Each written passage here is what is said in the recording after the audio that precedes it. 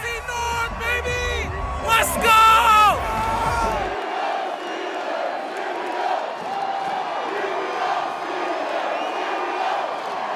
All right, YouTube, Apple, Spotify, what is going on? It is Zaya here from Zaya&TheSteelers, back again with another episode of Zaya&TheSteelers. We are on episode 27. We are very close to 30.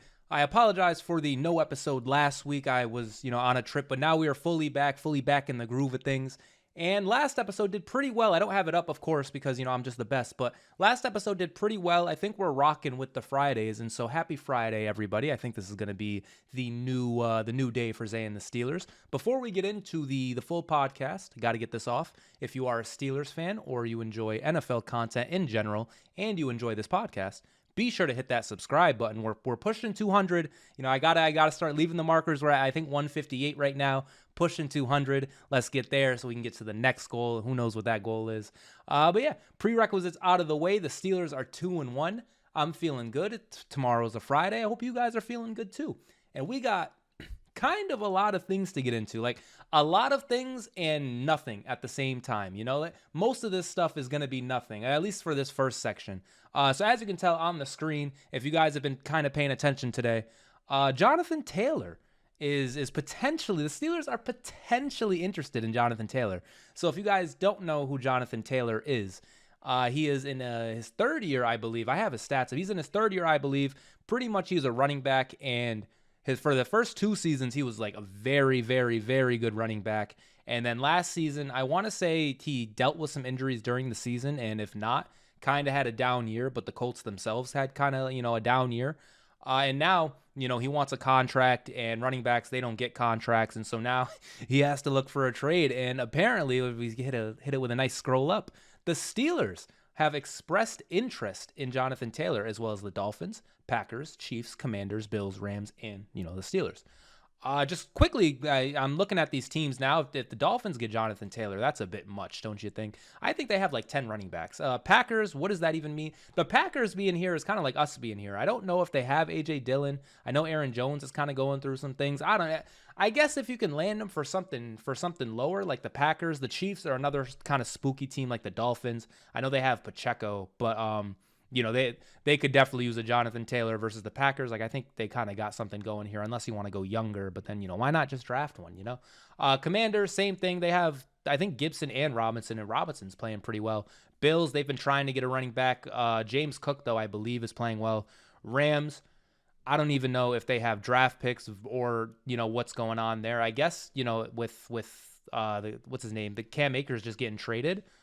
Maybe, I guess they're, they need a running back, but I just don't think that they're in the timeline for a Jonathan Taylor at the moment. And then lastly, that leaves the Pittsburgh Steelers. We got the Steelers Now article. Shout out to Nick Farbaugh for writing this. Before I read the article, I'm going to give my just kind of quick synopsis, W word. Let me get a gunshot for synopsis, W word out of me. Let me give a quick synopsis of this. So, this is nothing. If we're interested, that's amazing and cool, I guess. But we're not going to trade for Jonathan Taylor, I don't think, because it just would it make sense? And here we go. Because of this situation, I got to talk about Naj. Because we have Naj, why would we trade for Jonathan Taylor? And then at the same time of having Naj, we have Jaylen Warren too, who. To me, I'm not gonna say it, but we're trying to balance out the snaps with these guys already, and so to get a Jonathan Taylor, I think Najee Harris would have to be a part of that deal, right? Or, I mean, we would have Jonathan Taylor and Naj, who are kind of similar style running backs. I think Jonathan Taylor maybe is a bit faster, just breakaway speed. I think he has that over Naj, but Naj is a Steeler and he's the GOAT, so I'm not taking Jonathan Taylor over Naj. But just with that said, Jonathan Taylor has produced stellar seasons with a great offensive line. And he's one of the better running backs in the league. I know last season was kind of rough. Rough in a way. Hold on, let me pull up his stats real quick just so we can get like a real. You see, he has 3,000 yards already in his third season.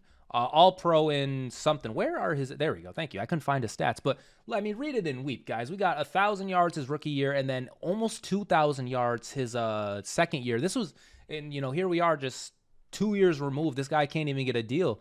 but there was real conversations around Jonathan Taylor maybe being MVP this season. Like he was 18 touchdowns, 1,800 yards. Like he was dogging this year. And so there's that. And then last season, games, he only played 11 games, got almost 1,000 yards in 11 games and four touchdowns. So, I mean, once again, definitely a bit of a rougher season last year. He only played 11 games, so obviously he was dealing with some injuries, and he is coming off a surgery. So all of those reasons, I can see maybe why the Colts aren't like dying to re-sign Jonathan Taylor, right? But I think Jonathan Taylor just, off of these 2 seasons, we can tell, right? Jonathan Taylor is a guy, and I don't know. I don't want to necessarily write him off yet, but I also don't want to just be like, yeah, like he's still that guy. I trade a first for him because you can get 1,800 yards. I'm kind of in the middle with Jonathan Taylor because I think people are just sleeping on him. Like this dude is 23 years old. When I first saw this and I was thinking like, oh, we have Naj who's like young. We have Naj who's young. Like why would we trade for Jonathan Taylor? This dude is 24 years old. In fact, crazy enough, me and him are maybe the same age. I'm about to be 24. This is crazy. Actually, we're not. He's like a year older than me looking at this. But he's like a year older than me, but I think he still has some stuff left in the tank. Now, whether that's going to be for us or whether it's going to be one of these teams or the Colts themselves, that remains to be seen. But definitely very interesting of the Steelers, actually being involved in this. Dov Kleinman, by the way, big check mark. Shout out to Dov Kleinman. I know a lot of people don't like him based on his Twitter replies. I'm not going to, take a stand for Dove. I have no idea why people don't like him or whatever, so I'm not going to say that. But what I will say is he does tweet out a lot of information, and typically there's something there. Like, I don't think Dove is just posting bullshit for no reason. And on top of that, we have Steelers Now, this Nick Farbaugh article, which will kind of confirm this report of at least the Steelers being interested. I don't know about these other teams. So all that to say, this is like 99 is a bit high. I would say 75% true that the Steelers are actually interested in trading for Jonathan Taylor. And with that said, that begs the question, why? I started this topic with why, but I talked about it a little bit. But why? Why would we try to get Jonathan Taylor when we have Najee Harris? What do you guys think? Because if I start expanding on as to why, I'm a Najee Harris hater. And so I don't want to do that. I love Naj. Naj played relatively well in that Raiders game. Naj dogs the Raiders. So I'm rocking with Naj. But, I mean, Jonathan Taylor, once again, we go back to that 2021 almost MVP season. 1,800 yards, 18 touchdowns. He was flying off the screen, guys. Like, he was really flying off the screen. So it's a little hard for me to be like, nah, absolutely not. Don't get Jonathan Taylor. But for right now, I'm rocking with Naj. And it's just weird. It's definitely just a little weird that we're into this. So let me now go to the Steelers Now article written by Nick once again, and I will go ahead and give this a nice, splendid read, although there is a lot of words here. Let's see if I got it still.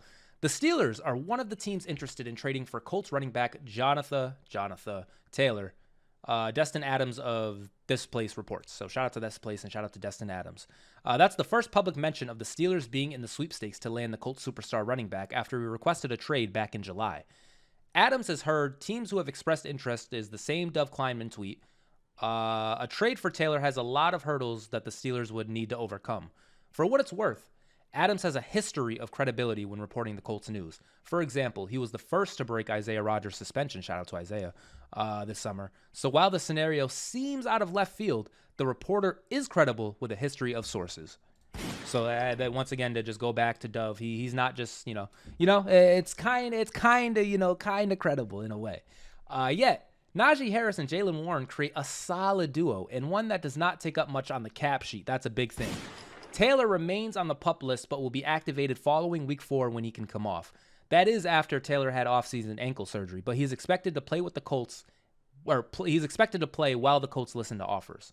However, the reports say that Taylor has maintained that he wants out of Indianapolis. All right, this isn't a Jonathan Taylor, his whole situation story. This is more about the Steelers. Regardless of the situation, the Steelers are unlikely landing spot for that reason.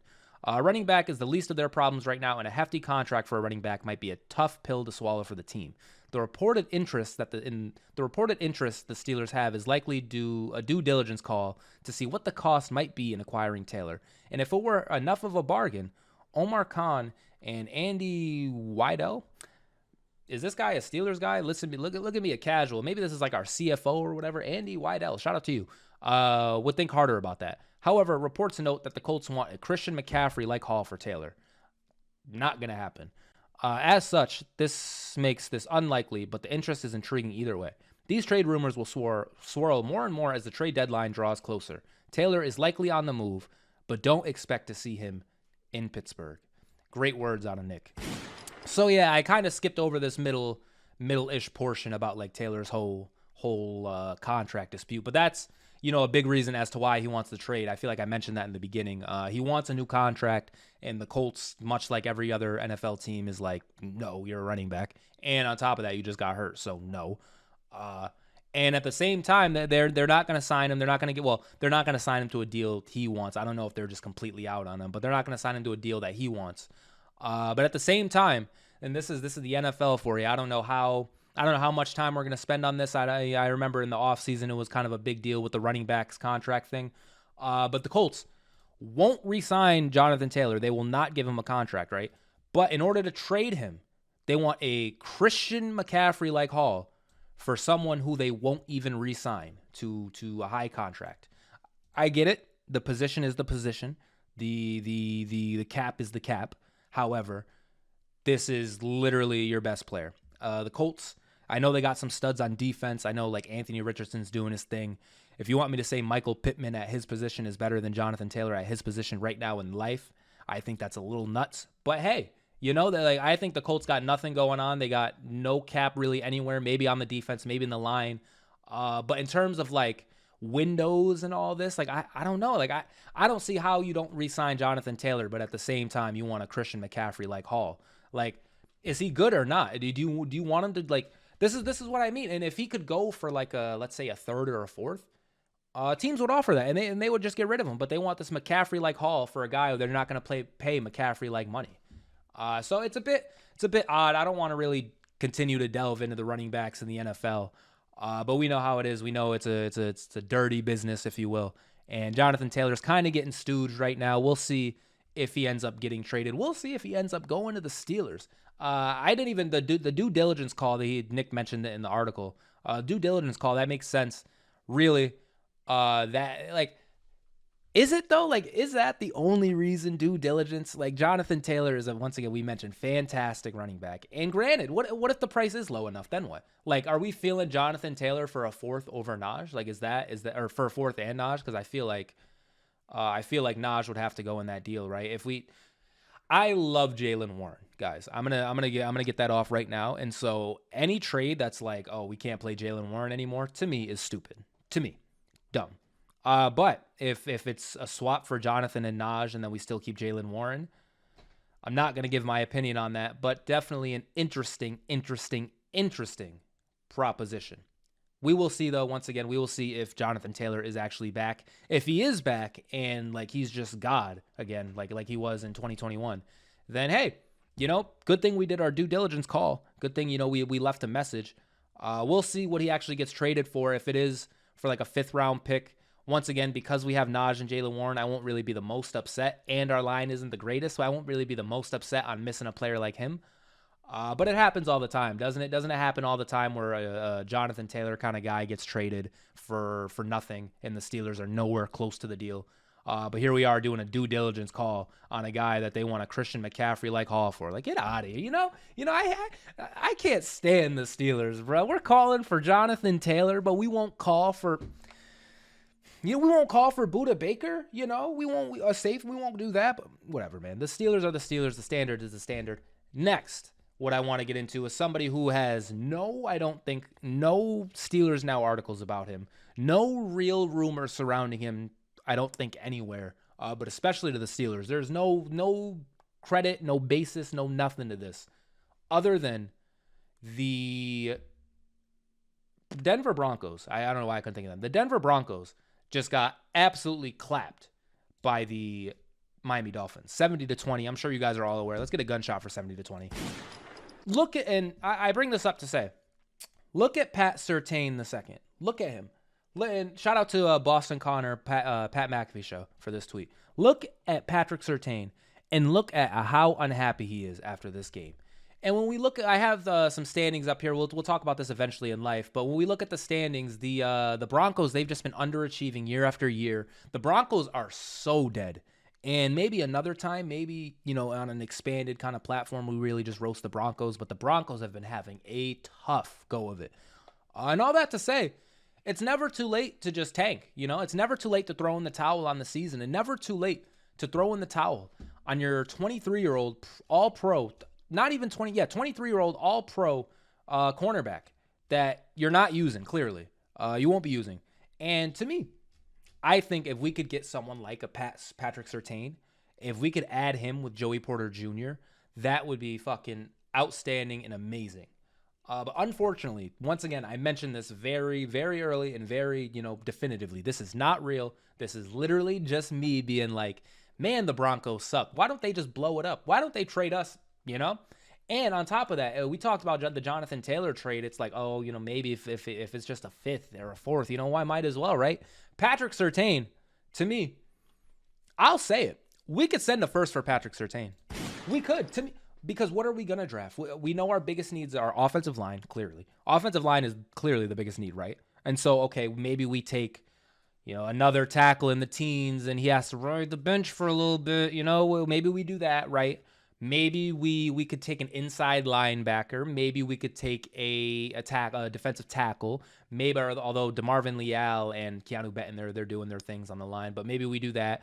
Middle linebacker is also a pretty big need in terms of like a superstar kind of game changer player. Like if we could get that in middle linebacker, that would be great. But I think Cole Holcomb and Eladen Roberts are doing all right for the most part. But just thinking about what we're gonna do with our first round pick.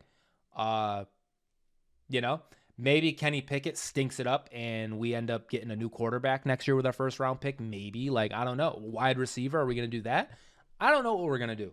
But what I can tell you is our secondary is not it right now. Our secondary is pretty good. Pretty good might be a little high, but our secondary is all right, I guess. It is doing its thing there. Levi and Patrick Peterson and Joey Porter Jr. and we're gonna get Corey Trice back eventually, and everybody else, all the secondary, we're all trying our hardest, okay? But if we can't sack the quarterback in 3 seconds, someone is open. And I mentioned this in the Raiders game review or whatever. I forget what the post game recap. I mentioned this, but man, were they moving the football on us or what? The Browns game, I believe that was a super defensive game, and I was actually at that game and really enjoying myself, so I don't remember specifically if they were really just moving the ball on us like that, but I know the 49ers were. So I think that is definitely, corner is definitely a position of need. Corner is definitely a position of like, okay, if stud middle linebacker isn't there, if stud tackle isn't there, a guard, because, Isaac Simaleo's tweaking, if those guys aren't there, we're going to go corner. Like, we are going to take a cornerback relatively early again next year. And if we don't, we're going to sign somebody. Like, there's no situation. There's no simulation. There's no Doctor Strange, a million realities. There's none of that. The reality is we are going to take another corner next year. Otherwise, we're not trying. Otherwise, we stink. I don't know what to tell you. Like, I swear our secondary just isn't the greatest. But they're doing their thing, whatever. But with all that said, okay? With all that said, we traded for Minka, didn't we? With that first round pick. And wasn't it worth it? Wasn't it worth trading for Minka, right? Alabama. He also went to Alabama. Just throwing that out there as well. And he's already been an all-pro. This is not like 70-20 for his last game. Like, it's crazy. Like, and there was a touchdown too to Robbie Chosen Anderson. There's a highlight of that going out, and Surtain was in coverage. But I want to like just to throw it out there, just to let you guys know, when Surtain gave up that touchdown, the Broncos were losing about 68-2. So, maybe I'm not playing the greatest coverage either. I can see why he gave it up. But everybody knows, for the most part, everybody knows that Patrick Surtain is a dog and he's a star. And Denver, you guys are done. You gave up everything for Russ and it's over. You guys traded you guys triple paid him. You guys gave him an extension and it's over. And I don't know if it's only Russ. I don't know if it's maybe their line stinks. Maybe their defense as a whole is a little bit overrated. Maybe their receivers aren't the best. Maybe Sean Payton isn't that good of a coach. I don't know. But what I do know is you guys are cursed. And what I do know is is Peyton Manning sold his soul for that one last ride that affected us, that we played, and we should have won. We were down AB, we were down Le'Veon, and Fitzgerald Toussaint fumbled, and Peyton Manning, literally, he falls on the play. We tap him, but they don't rule him down. They don't rule him down because of that. You guys sold your souls that game to stop our Killer Bee playoff run, our only... I don't want to get into it. You guys sold your soul that day, and now you're paying for it. Now Russell Wilson can't cook. Now Patrick Surtain, he's a Pittsburgh Steeler. Pat Surtain, put in the trade request, get to Pittsburgh, and I promise we will get you here. If he's available, I swear we will trade for him. Like I once again, I said the simulation Doctor Strange realities. I promise, if Pat Surtain is like, yo, I'm out of here, we will at least make a, where is the due diligence call? Where is the due diligence? I can't find the due diligence call, but remember we talked about, we will at least make a due diligence call. At least. And who knows, maybe the Broncos won't trade him to an AFC rival or whatever the hell those, maybe they won't do that. But man, it would be nice, wouldn't it? It would really be nice. And then we have him and Joey Porter Jr. to work with for the future. And then there's Corey Trice, who was lighting up training camp, coming back next year. A man can dream, can he? You know. And once again, I wrap it all up to say, because he's going to be at least a first-round pick if we trade him, if probably more. But let's just talk about the one specific first-round pick for next year. What else are we going to do with it? I know our line stinks, but what else? What else are we going to do with it? You know. So I'll let you guys think about that. Let me know what you would think of a trade like this. And one more tweet to show. Pat Surtain played on the Broncos defense. It's literally, like, I'm telling you guys, like, it's literally this, man. And if he pulled up to our defense, it would not be that. And on top of that, I'm just thinking about this now. I know we were the highest paid defense in all this, and, you know, we just don't have cap space. He's going to get paid. Buda Baker, the safety / corner, I think he's definitely a safety. But Buda Baker on the Cardinals, who was kind of rumored to want to be out, like, he's going to get paid too. And so we don't have the initial cap to, like, promise it or whatever. But I'll tell you what, I bet we don't let Pat Surtain walk. I'll tell you that. I bet we didn't let TJ walk. I bet we didn't let Minka walk, did we? We don't give a shit about our offensive play. Like, we'll let you guys walk on offense. But defensive players, we haven't let Cam walk yet. We haven't let Alex Highsmith walk. And, you know, we're edge rushing university. Like, we could get, let me not be slanderous, but you know what I mean? We're very good at drafting edge rushers. No offense to TJ or Alex Highsmith or anybody, but we're very good at that. And the fact that we doubled down to pay for Alex Highsmith shows a pattern of, hey, if you're good on defense, we'll fucking pay you. If you're a stud too, if you're a dog, if you're a guy on defense, we'll fucking pay you. And so Pat Surtain, if he wants a contract, we'll make it happen. We will find the money. To me. Let me know what you guys think though. Now, kind of moving off from that, I want to talk about the AFC North as a whole, but as you can see, this just fantastic Google search crop. It's showing everybody. So I guess we'll kind of do a quick glance at the league as a whole. But really, let me zoom into really what I want to focus on here is the AFC North, because I don't know if you see that, but this is not alphabetized. Let me just get that out there. This is that clearly it is not organized by the letter. It's clearly organized by the wins and loss record. And right now we're tied, but we're tied with first. But who's in first place right now, guys? Who is literally in first place right now? You're looking at it right now. I'm looking at it, and it says the Steelers. So we're in first place. We're tied for first place, whatever you want to say. We're doing our thing. And if you take away the drama of the 49ers game, if you take away just how bad we looked on offense and the fact that we weren't even close to an actually good team, if you take that away, we're exactly where we were supposed to be preseason. I've said 2-1 to this point, maybe 1,000 times. 1,000 times I've said this. And maybe even early in the early, I was predicting us to beat the 49ers, but you know, in the preseason, they lied to me, man. But I thought maybe there was a chance, but either way, 2-1 is exactly where we're supposed to be right now. But you know who's exactly not supposed to be 1-2 right now? That would be the Cincinnati Bengals, who, I mean, I'll slander because it's a division rival, but we know it's because Joe Burrow has been hurt, and we know it's because their line still stinks. And it is what it is. However, I do remember a lot of talk in the offseason about how good this offense was. I do remember a lot of talk about how they have the greatest receiving core ever, and how is anybody going to be able to derail Cincinnati, and how are they going to do it? Man, Cincinnati's not even going to win the division. Listen, just objectively, okay? I've watched a lot of AFC North football, okay?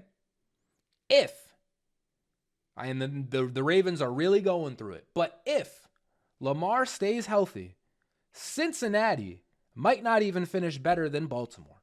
And wherever placings they are, it is what it is. But just Lamar and the Ravens have always been a pretty good regular season team until they eventually get hurt, which, I mean, is likely going to happen, right?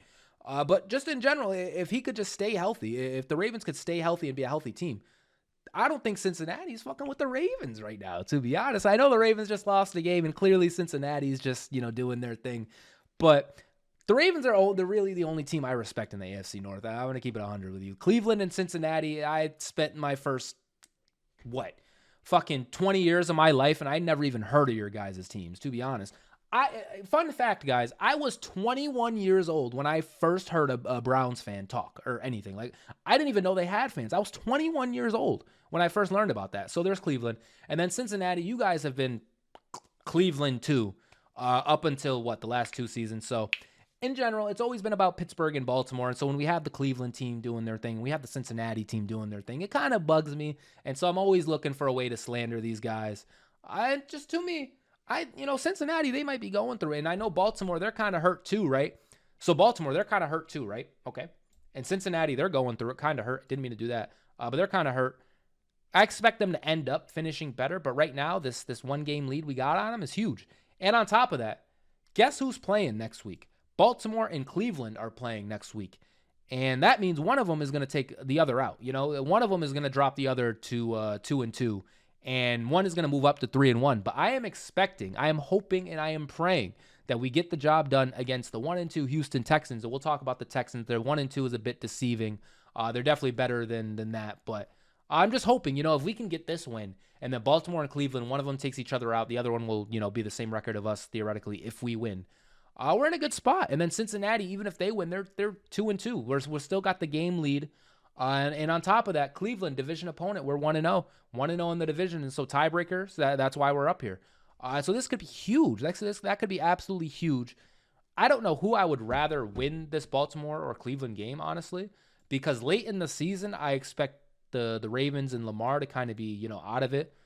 But I mean, if not, then it is what it is, because I mentioned in the regular season, in seasons where Lamar is healthy, they've maybe if they haven't won the North, they've at least made the playoff. They've at least been a playoff team when Lamar plays every game. And so it's kind of hard to count them out. So later in the season, maybe I would rather Cleveland win this. I don't know, since we have the game on them already. Maybe I'd rather Cleveland win this. I don't know. We'll see. We'll see what ends up happening. But really, I wanted to point out the fact we're in first place right now. I know the world was ending after week 1. I was ready to just jump. But I mean, we are 2-1. We are leading the North. 2-game win streak. We're doing our thing. Looking up here, I'll scroll up here. We got the AFC East, Miami, once again, 70 points. They just dropped off Denver. The Buffalo 2-1. They're doing their thing. New England. The Jets. The New England is kind of mid too. New England, they're doing their thing, I guess. But New England's done. I can't wait to beat them later in the season. I know I'm probably jinxing it, but I'm telling you guys, they're done, and we're gonna beat New England. The Jets, we know obviously Aaron Rodgers gets hurt. No Zach Wilson, no Aaron Rodgers. They have Zach Wilson. Everybody hates Zach Wilson. So that's their story. The Colts 2-1 by default. Jacksonville's kind of tweaking 1-2, but they've played the Chiefs. That's one loss, and then their other loss came against the team we will be playing next week in the Houston Texans. And so this division, I expect Jacksonville to do their thing. However, the Colts being 2-1 to this point, Gardner Minshew getting them a win. Anthony Richardson looking, pretty good in his 2 games. I think the Colts will be a viable-ish team in this division, but really, I think it's Jacksonville's to lose. Houston's also doing their thing. The Titans, though, are dead. I'm not saying a word about the Titans. And then the West, we talked about Denver a little bit. They're dead as hell. The Chargers, maybe they do their thing. Vegas is clapped. Vegas is done. And just to double back on this, you guys lied. I know Devontae Adams is great, but Hunter Renfrow, you guys, I remember seeing Bleacher Report's shit, man, and they were talking about Hunter Renfrow and who else? Somebody else had a pretty good, Jacoby Myers. I think Jacoby Myers had an all right game against us. But for what? Vegas is done. Jimmy G, I don't know. I saw he was in concussion protocol in our game, but he just did not move the needle for me in that game. I know maybe he was hurt. I know our pass rush is just like that. TJ's like that, and our defense is like that. But they didn't look very good. I don't know. Maybe that's just me. Kansas City is Kansas City still. Taylor Swift and Travis Kelce. Figured I'd mention it. The NFL, I mean, it's just what a story, man. What a thing to be. Like unbelievable. I don't know if you guys have seen, but it's pretty hard to not see. The NFL is really milking this Taylor Swift shit. We move to the NFC. Philly's doing their thing, 3-0. Any other real surprises here? Detroit, they just won tonight. Thursday Night Football happened. Detroit, they just won tonight. The only 3-1 team in the league. And then Green Bay, they just lost. Green Bay playing better than what I thought. Minnesota 0-3. That's crazy. But Detroit 3-1 up to this point. We've talked about Detroit a little bit on Ascent Sports. Detroit has only, risen this past 3 seasons. Like they've only gone up. And so, here they are 3-1 to this point. It appears they're going to continue to go up. NFC South looking a little competitive. We got three 2-1 teams at the moment. All of them just lost. I'm sorry, the AFC South is. Look at this. Literally all of them are just losing. I don't know. They all just lost. But 2-1 to this point for all these teams is interesting. Carolina 0-3. Maybe they'll get that done. Maybe they'll get that win. In the NFC South, I'm looking at these teams. I guess, if Derek Carr comes back, New Orleans. But Atlanta, if they put in Taylor Heineke, I think they got a chance. If they can just somehow get Kyle Pitts the ball, man, or trade Kyle Pitts to the Steelers because, if we need Jonathan Taylor, we need another fucking running back. Or, I'm sorry, we need another tight end. So trade Kyle Pitts to the Steelers. Atlanta, maybe they do their thing. Once again, if they put in Heineke, but if not, I don't think they will. New Orleans, I mentioned if Derek Carr plays. And then Tampa with Baker Mayfield, they're kind of doing their thing. Mike Evans is a weapon. Godwin's a weapon. I don't think they'll end up, finishing in the lead for the NFC South, but they could because this division is very not good at the moment. So it is what it is. And then the West, San Francisco 3-0. Yo, this is a Steelers podcast, and I don't think I have said a single word about Joshua Dobbs, man. Josh Dobbs is eating this year. I fuck all these other teams. We got to talk about Josh Dobbs, yo.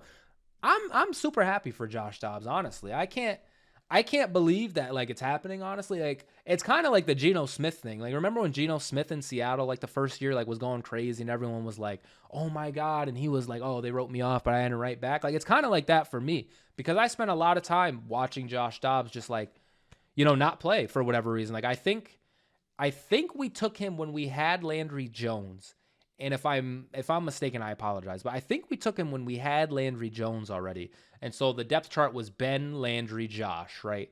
And then the following year, we doubled down and we took Mason Rudolph and ended up releasing Landry. But then the depth chart ended up going Ben, Mason, Dobbs.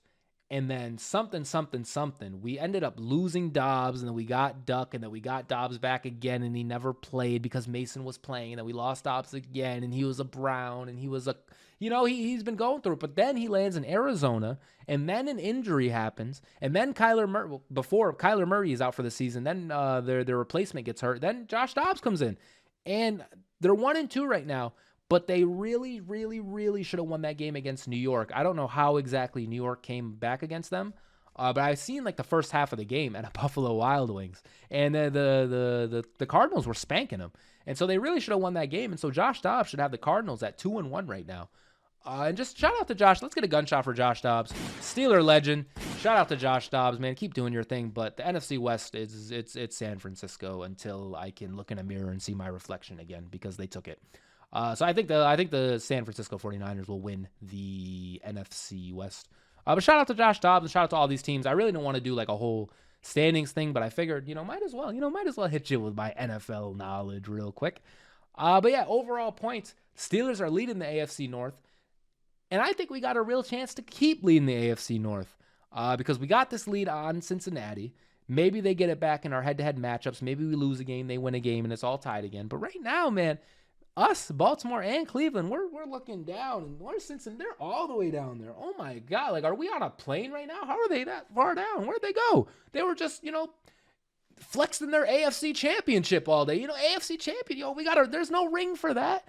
But that's what they were doing. So it's surprising to see them that far down there, but we know it's because Joe Burrow has been hurt, and we know they just won a game. Who did they just beat? they just beat they played on primes. I think they just beat the Rams, right? I think that was their win was against the Rams.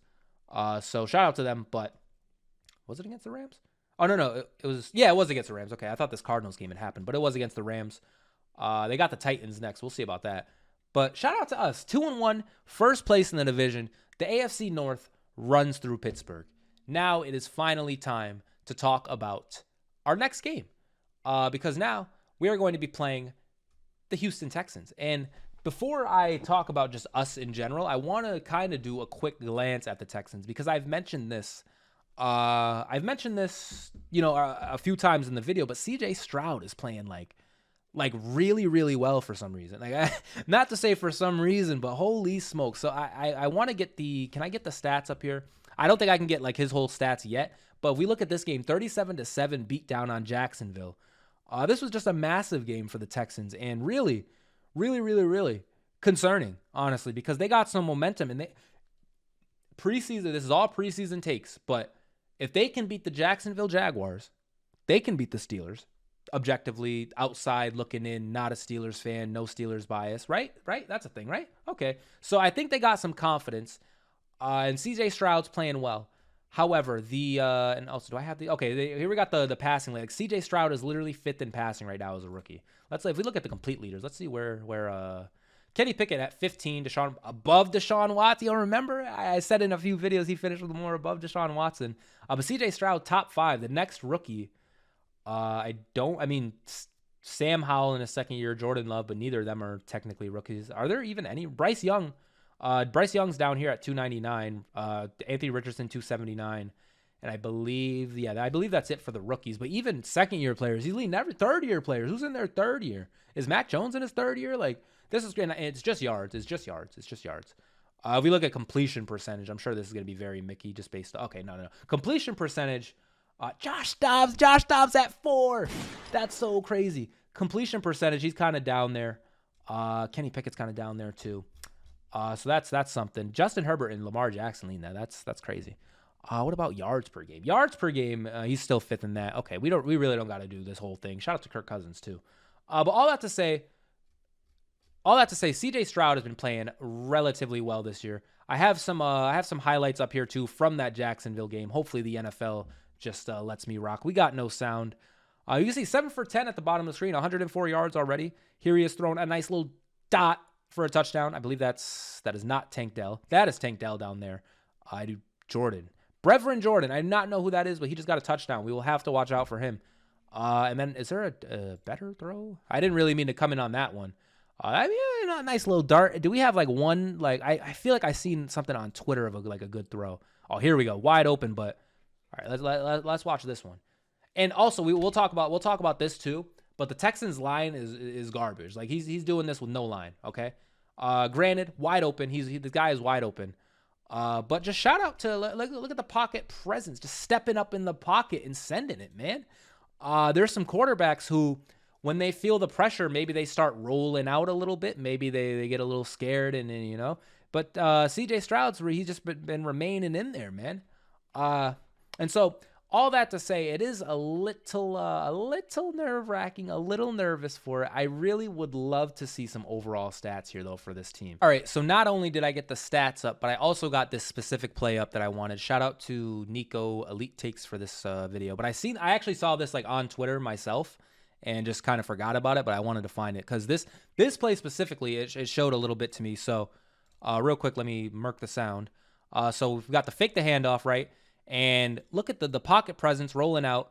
And then on the run, throwing just a nice little dot to Dalton Schultz. This is a dot, but he drops it. So it is what it is. But once again, to me, CJ Stroud has been really impressing me so far. I remember in week 1 when it said when the Texans, not the Texans, but like week 1, he ended up throwing, I think, 40 times. And that to me was like, really? 40 times in his first game? Like, that's crazy. But the Texans, I mean, they're letting him go. And I know these aren't like the greatest plays to be showing. Once again, I apologize, but I really think that there's something here, like with this pocket awareness, with this being able to roll out and hit his tight end right in the hands. Like, this is right in the hands. This is a great throw to me. It's a great throw, and I'm very impressed with the throw because. And if any of my friends are listening to this, when I went to Pittsburgh, about 2 weeks ago. We went to the Hall of Fame in Ohio, right? We went to the Pro Football Hall of Fame. And I bought a football, right? Because they have that field, and low-key, I wanted to play some catch, right? And all that to say, throwing a football is, like, not easy, okay? It's like throwing on the run like this ball, when I was throwing it, it was not hitting him in the hands. So to be able to throw this like this, I don't know what the fuck the wind is looking like in Florida. I know it's humid there, but I don't know what kind of day it was. But this is a dot. All that to say, it's a dot, and he's a professional quarterback, so duh. But throwing a football is fucking hard, man. Maybe I just wanted to get that off. All that to say, throwing a football is fucking hard. So shout out to CJ Stroud. Shout out to the Texans. I did also get the stats up, like I said. So Stroud, 900 yards, 4 touchdowns, 0 picks. He's been sacked 11 times, and that is going to go up. We're also going to be playing Steven Nelson, leading their team in interceptions. Former Steeler legend, if you will. So shout out to Steven Nelson. We look at their rushing department. Dameon Pierce is leading it at 100 yards. Really, they don't really. I mean, maybe they're 40 yards divided by 3 games. It's like 12-ish a game, right? That's good math. 13-ish a game. That's good math. So. I mean, I don't think they're as run heavy, and you granted their line isn't very good either. I don't think they're as run heavy as I expected them to be. I thought Dameon Pierce was maybe going to have a bigger year than he's having so far. But I mean, they're doing their thing. We look at receiving too. We got Nico Collins, he's solid. Tank Dell, Robert Woods, Dalton Schultz, Dameon Pierce is there. There's that Brevin Jordan guy we saw get that touchdown. We'll have to watch out for him. John Mechie III too, former first or second round pick. I believe he was like hurt or something. Was he hurt? I don't know. I feel like this is his first season though, honestly. If not, it's his first full season. But we look at their weapons. Tank Dell, though, he's a rookie himself. Tank Dell's been doing his thing. He's at 200 yards so far, 2 touchdowns in 3 games. So he's definitely one to watch out for. Nico Collins has been in the league for a little bit now, right? He's always been in Houston too. That's interesting. So he's doing his thing. Really, what this game is going to be about, now to take it to the Steelers themselves, what this game is going to be about is, can we get CJ Stroud? And on top of that, can we score the football? If we can score, regardless of what happens, I think we can win this game. If we come out on offense and we're just an actual offense, we can win this game. And adding to that, we look at their injuries on the Houston Texans. We got a center, tackle, center, tackle, guard, tackle, center, everything, okay? Shout out to prayers to these guys. I'm not trying to like just shit on the injuries or whatever. Hopefully they get better, but I'm saying this to say we're not going to be playing a pretty good offensive line. In fact, you see all the Q, IR, you see all this? I say this to say we're going to be playing Kendrick Green on Sunday. And I swear, if Kendrick Green has any kind of good game, I'm going to be very upset. Shout out to Kendrick Green. Hopefully, it works out for your career. But we know how it was on the Steelers. And wouldn't it just be the most Steeler thing look at their left tackle. Just look at the left tackle spot, okay? Look at it. Laramie Tunsil, questionable. Josh Jones, questionable. Charlie Heck, out. DJ Scaife, IR. Like, this is crazy. We're not playing a stud offensive line, and our thing is sacking the quarterback. So I say that to say I find myself being a little confident that we can win this game.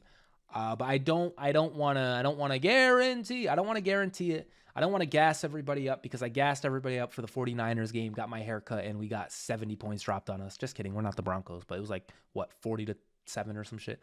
We got smoked. And so I don't want to be too excited, too hype.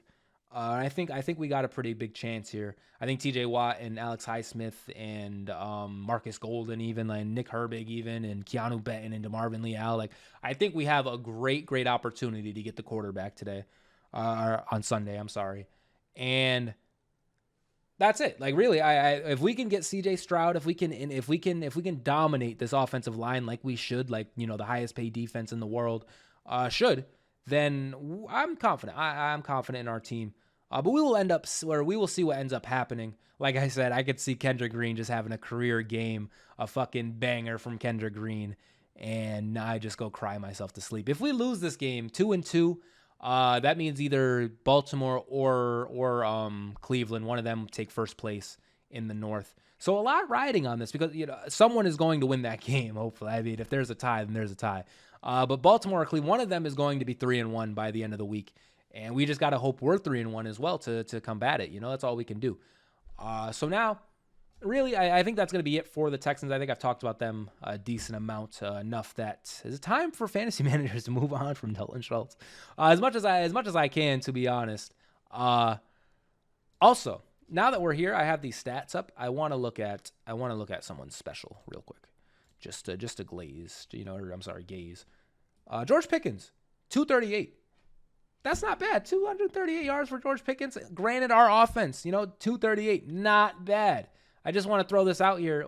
Garrett Wilson down here. I know that's a totally different situation, but it is what it is. If we look at what is George Pickens average? 18.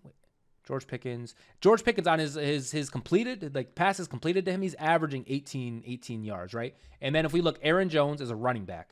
Marvin Mims is solid, but come on. Will Mallory, come on. Michael Wilson, come on. Justin Watson, come on. Jalen Waddle, heard of him. We know Jalen Waddle. DJ Chark, we know him. But then George Pickens, you got George Pickens. So that's, averaging 18 yards, per catch. That's not bad, moving the football a little bit, if you will. I would like to get these touchdowns up as well. I wonder who's leading in that. Tyreek Hill is leading in that. But man, I love George Pickens, man. And I'm glad we're throwing in the ball. And once we get Deontay back and we can continue doing our thing. I really think we have two studs on offense, and I think George Pickens is really only going to ascend. I only did this too because I remember saying preseason, like, yo, George Pickens is like a guy. And I think if our offense can just get it together, we can start hearing him named with, like, I don't know. I want to say Justin Jefferson, but clearly he's not going to be number one receiver in the league. But he's going to be up here. It's going to be like Justin, Tyreek, Devontae, Mike Evans, Stephon Diggs, Amon-Ra, CeeDee Lamb, George Pickens, A.J. Brown. You didn't even hear it, because it's just normal. That's how it's going to be. And so this is a step in the right direction. I wanted to just check in a little bit, since we have the leaders over here.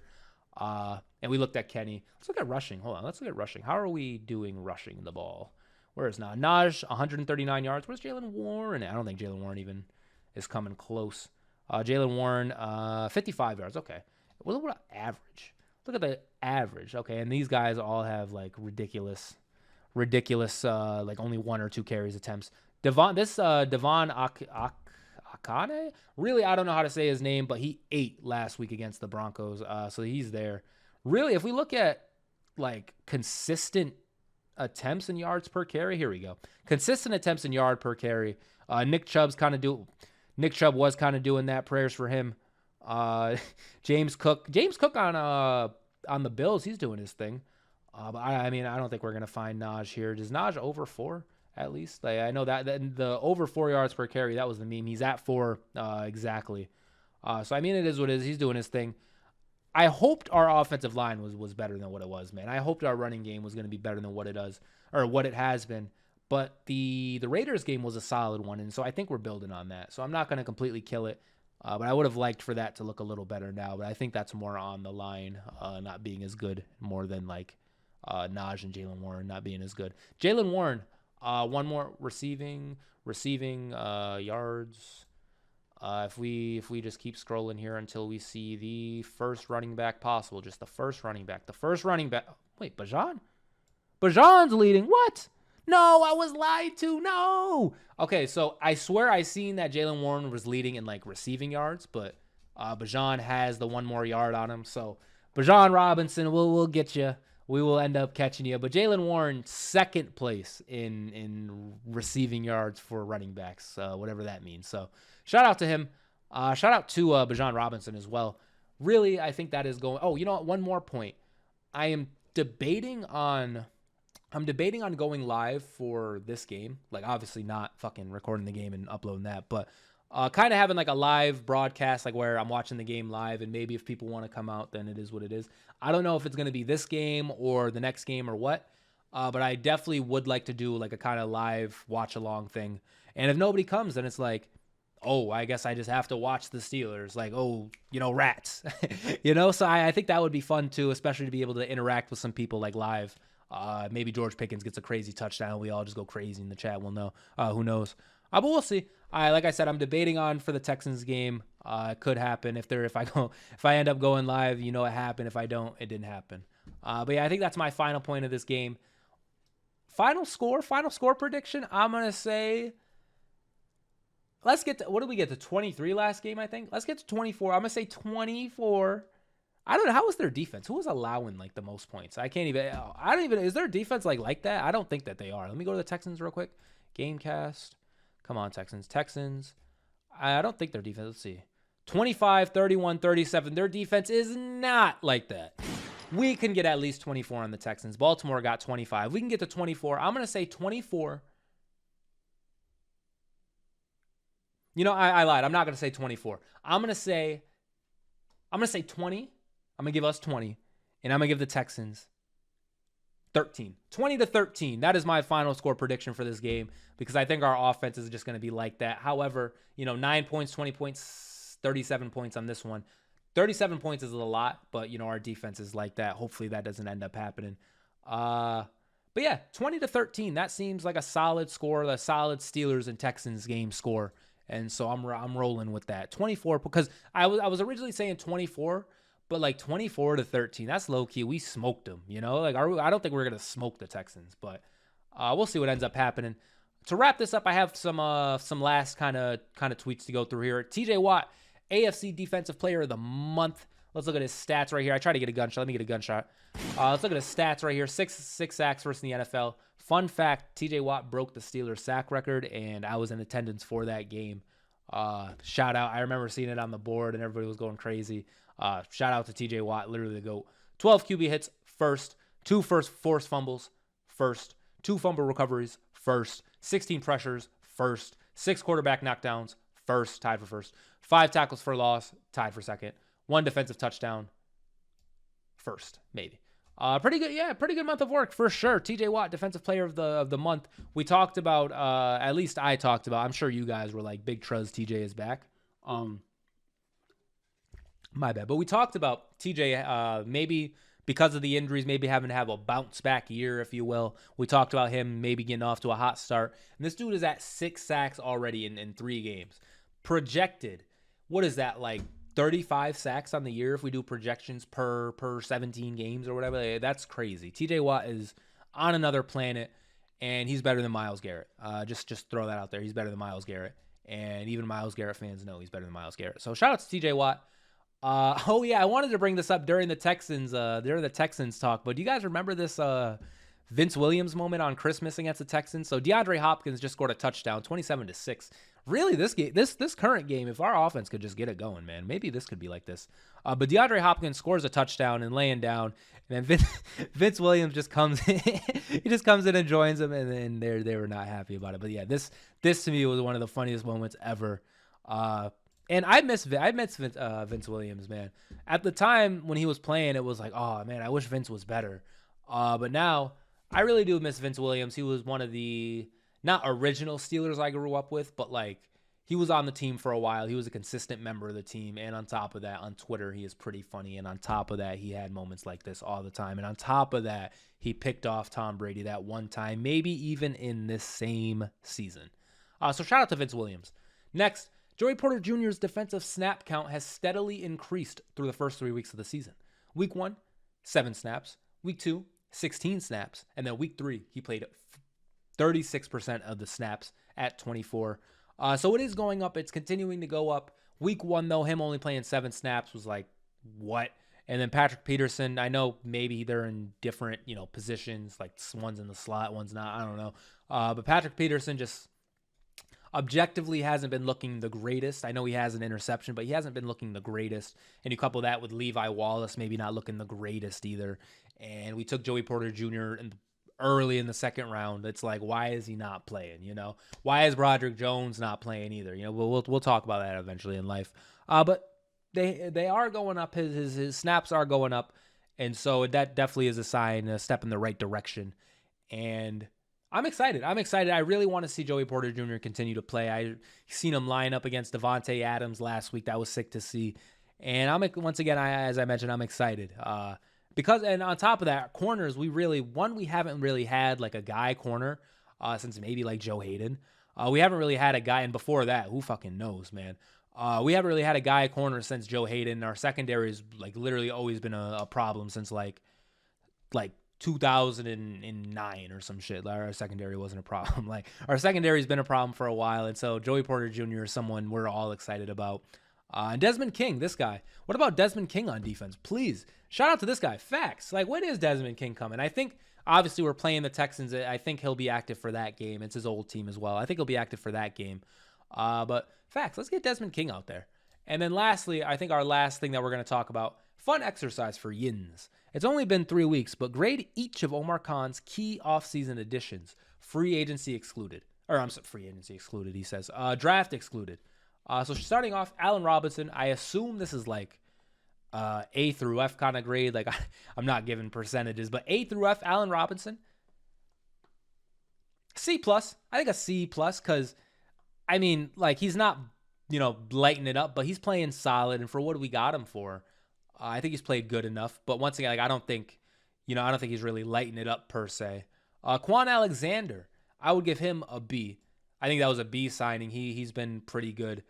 Host of the Jalen Warren show. This guy's the Jalen Warren show. That's crazy.